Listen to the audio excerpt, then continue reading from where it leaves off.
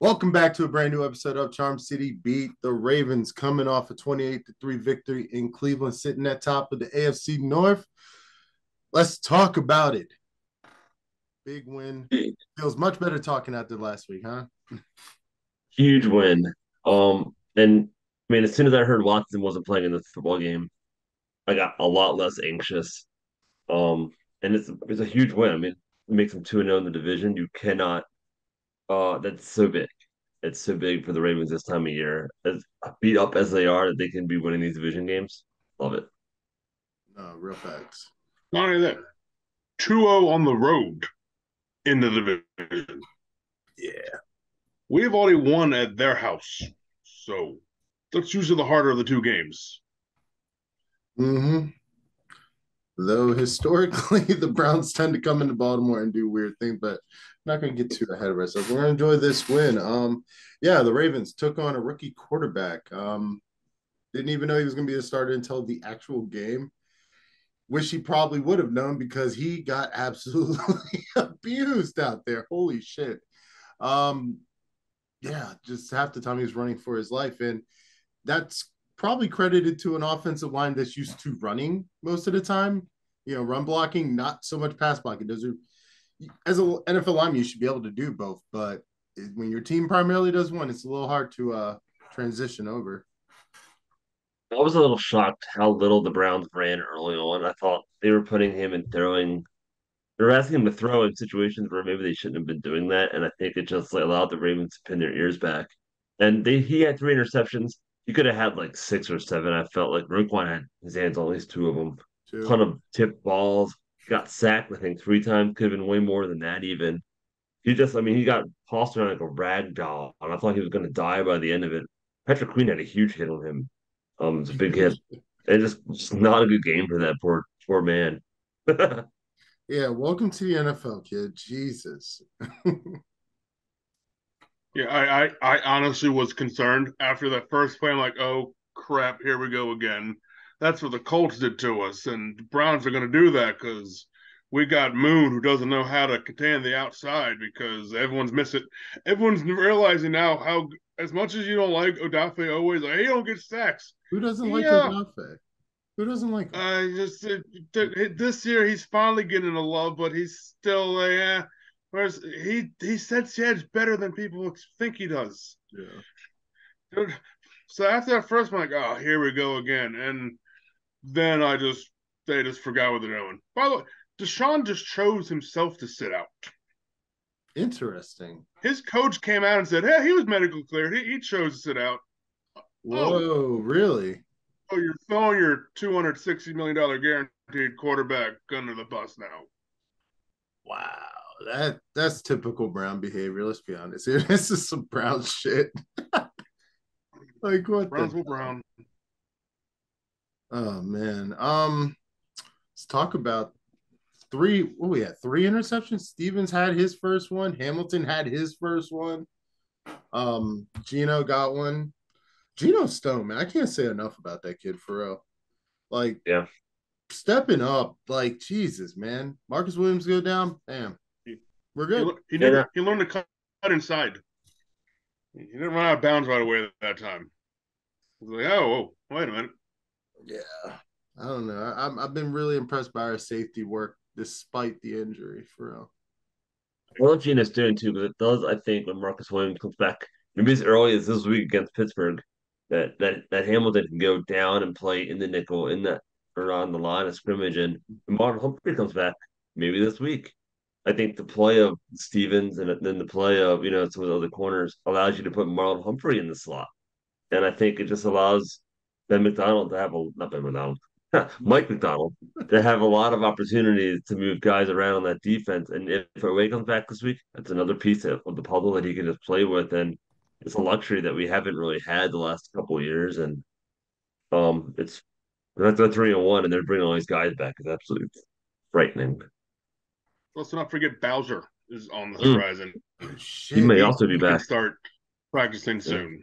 That's good. It does suck. A job was out for the year though. That's a killer. That's what it sounded like it's leaning towards. I haven't said it yet, but Harbaugh's like, he has a Exactly. decision to make. That's not good.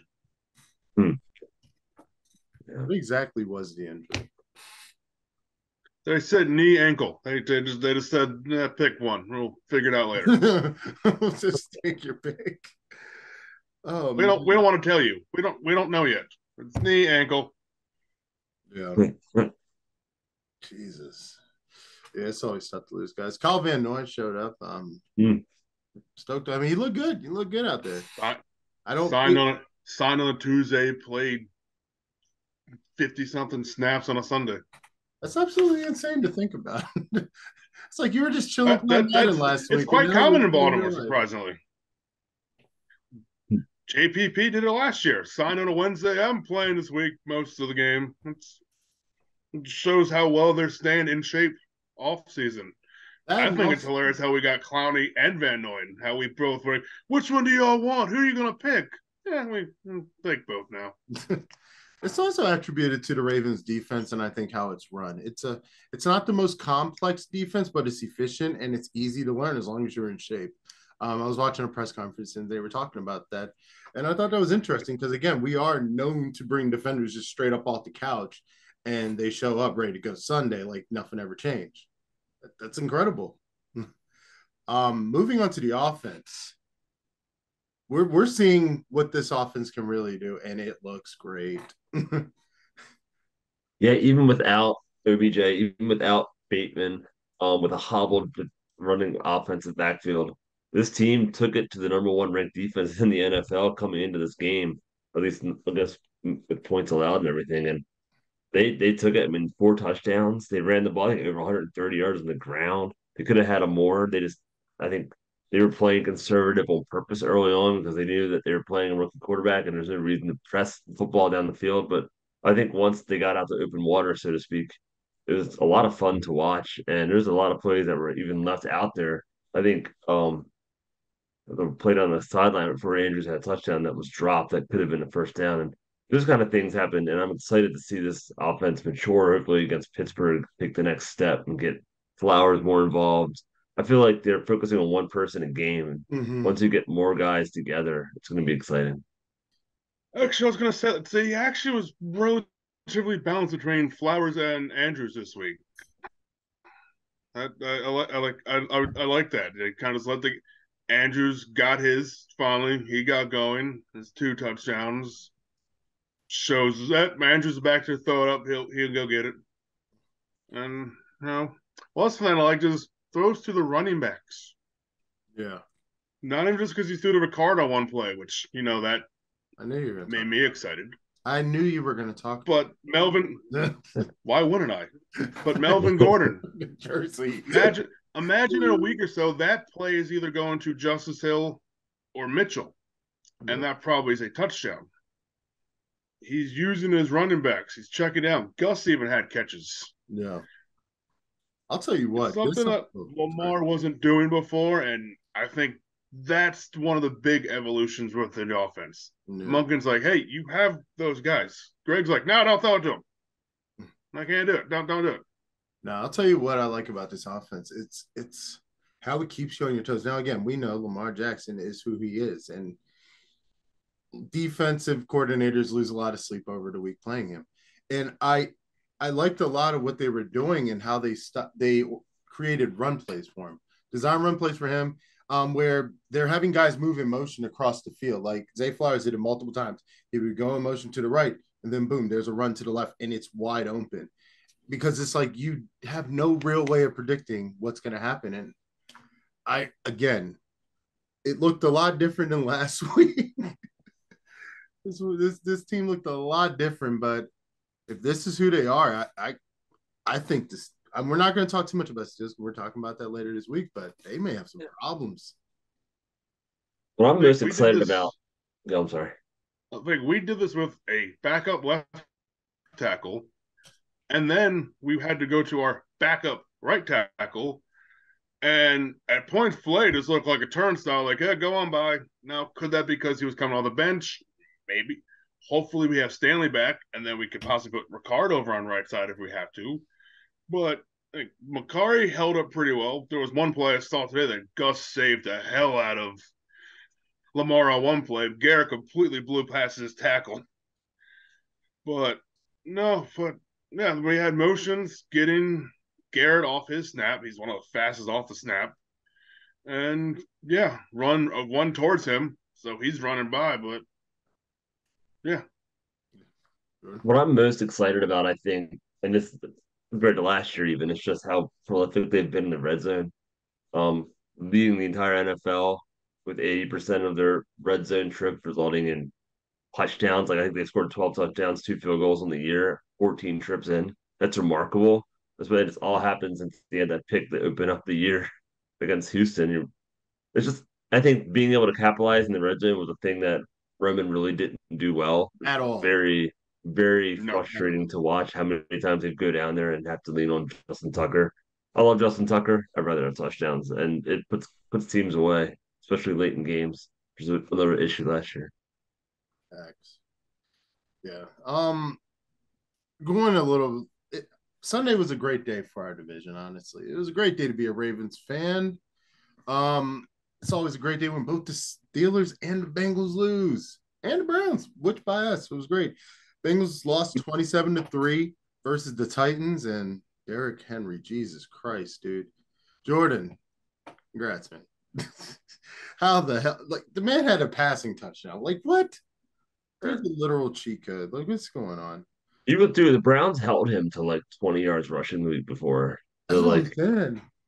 kudos to the Ravens that they had all the rushing that they did, but also the Titans don't have much offense. So in 2 weeks when we face Titans, hopefully our seventh ranked run defense can put him down a little bit. But that's in 2 weeks. We'll obviously talk about that in 2 weeks.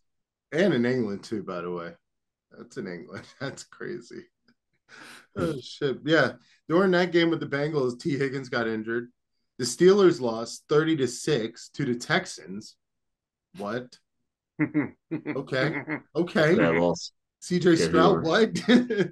Kenny Pickett got injured. No stats on that. We'll get into that later in the next episode. But again, right now we sit 3-1. Right now, 2-0 in the division. Steelers are 2-2. Browns are 2-2, and the Bengals, surprisingly, with Joe Burrow getting one of the biggest, if not the biggest, contract of any player in NFL history, is 1-3. What the fuck? How does that happen? I don't know. It's a great time to be a Baltimore fan. That's pretty much it. Yeah. Like I said, it was a great game against the Browns. Game ball though. We got two game balls actually for sure. Lamar Jackson just shut down the game.